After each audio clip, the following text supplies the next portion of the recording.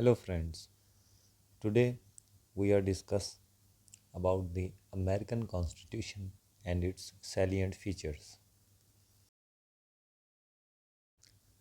Like other federal constitutions in the world, the American Constitution is written in form. It is a brief document consisting of 7 articles and 27th Amendment. And indeed, it was a skeleton constitution since the framers of the constitutions left the details to be filled in by the acts of Congress. And second is rigidity. The American Constitution is the most rigid constitutions in the world. It can be amended by a lengthy and a cumbersome process, and this process is a very time taking process, and sometimes it takes years to complete the amendment procedures. And the next feature is federal character. The American Constitution is federal in character. The constitutional division of power has been made between center and the federating units. The Constitution enumerates the powers of the center and leaves the residue powers to be exercised by the federating units.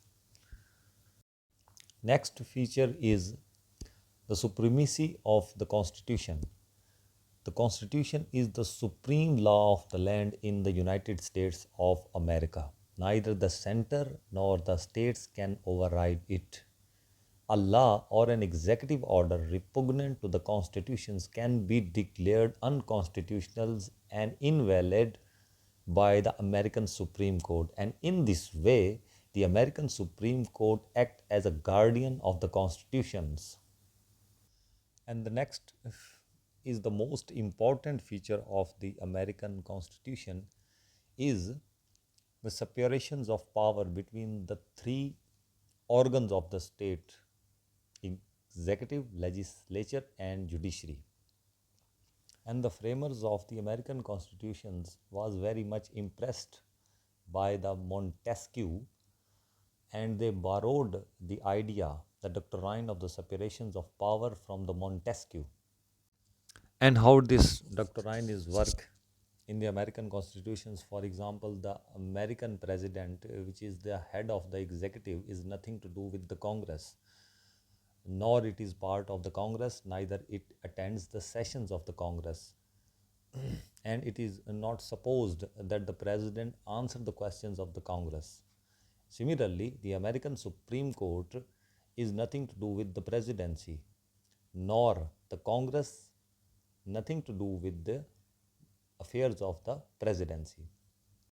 And the next important features is the systems of checks and balances in the American constitutions.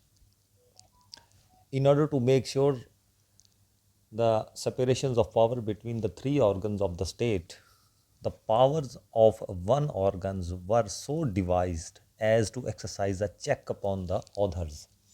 For example, the president has a veto power which he can use against any legislations of the Congress which he thinks that it is unconstitutional and not in the interest of the United States.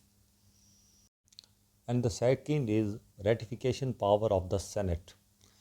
The American Constitution required that all the appointment must be made in the name of president, but the president cannot enjoy this power single-handedly. All the important key appointments in the United States must be ratified by the Senate, and these ratifications must be occurred with two-third majority in the Senate. So in this way, this is the check of legislatures on the presidency or the executive. And the third example of this system is the power of judicial review enjoyed by the American judiciary, which we discuss later in this video. Next important feature of American Constitution is the Bill of Rights. The Constitution guarantees the fundamental right of the person, for example, right to life, right to property, and right to liberty.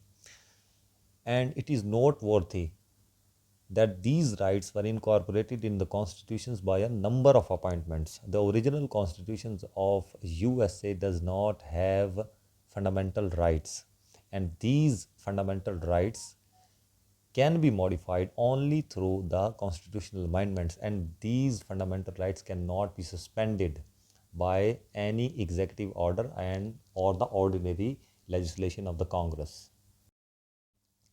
Another interesting feature of the US Constitution is the power of judicial review. The Supreme Court and the lower federal court possess power of judicial review of the legislative enactments.